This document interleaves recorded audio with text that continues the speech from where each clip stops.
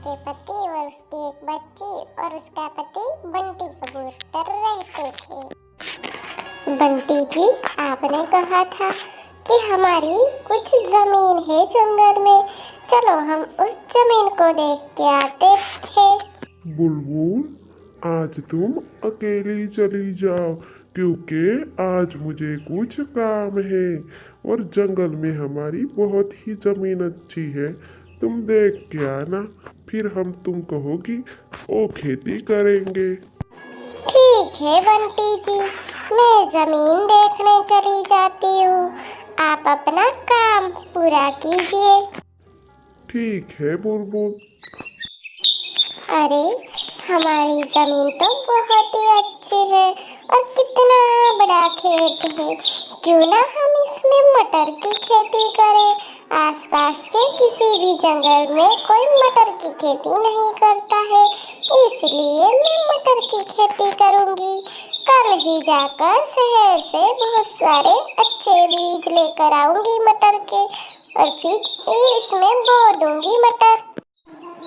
ये मटर तो बहुत अच्छे होंगे क्योंकि ये जमीन भी बहुत अच्छी है और नदी के पास है, इसलिए मैं मटर की ही खेती करूंगी। मटर इसमें बहुत अच्छे से होंगे क्योंकि मुझे पता है कौन सी जमीन में कौन से बीज बोने चाहिए, इसलिए मैं इसमें मटर ही बोऊंगी। चिड़िया तो मटर की खेती करने के लिए बीज बो देती है। अरे बुलबुल, तुमने तो बहुत ही अच्छे से मटर को बोया है। बहुत ही अच्छे से इनमें पौधे भी निकल गए हैं। अब इसमें पानी डालना पड़ेगा। हाँ हाँ बंटी जी, अब मटर भी उग चुके हैं और इनमें से बहुत ही अच्छे अच्छे पौधे भी लगने लगे हैं। अब हमें कोई पानी का इंतजार करना पड़ेगा। बुलबुल तो ऐसा कह के पानी का इंतजार करती है और उनमें पानी डालने लगती है। सारे पौधों में पानी डाल रही थी और अच्छे से उसे पता था कि पौधों में कैसे पानी डाला जाता है, इसलिए वो सबको पानी दे रही थी। चलिए बंटी जी, अब शाम हो गई है, घर चलते हैं। बच्ची अकेली है घर में।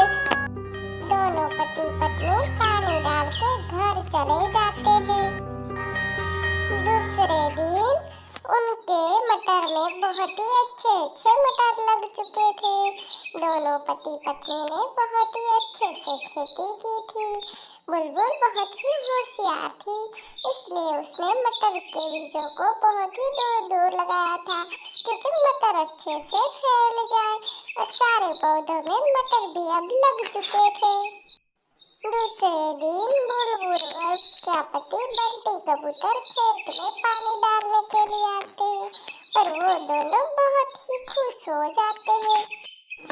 अरे बंटी जी, अब इन पौधों में मटर भी लग गए हैं, बहुत ही जल्द इनका बीज भी लग जाएगा।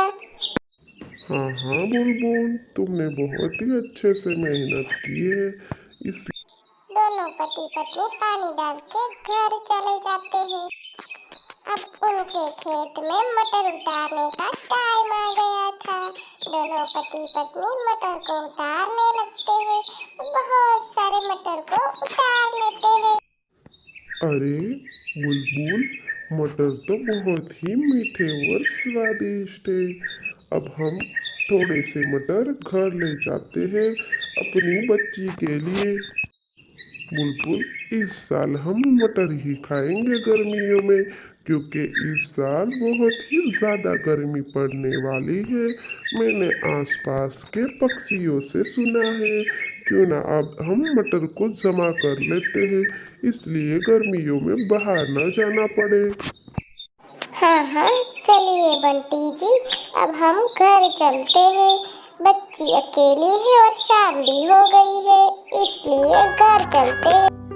दोनों पति पत्नी मटर को उतार के घर लेकर आते हैं क्योंकि अब मटर बहुत ही अच्छे हो चुके थे। वो अपने मटर को बारिश और गर्मियों के लिए बचा के रखना चाहते थे क्योंकि इस बार गर्मियाँ बहुत ही तेज होने वाली थी, इसलिए चिड़िया पहले से ही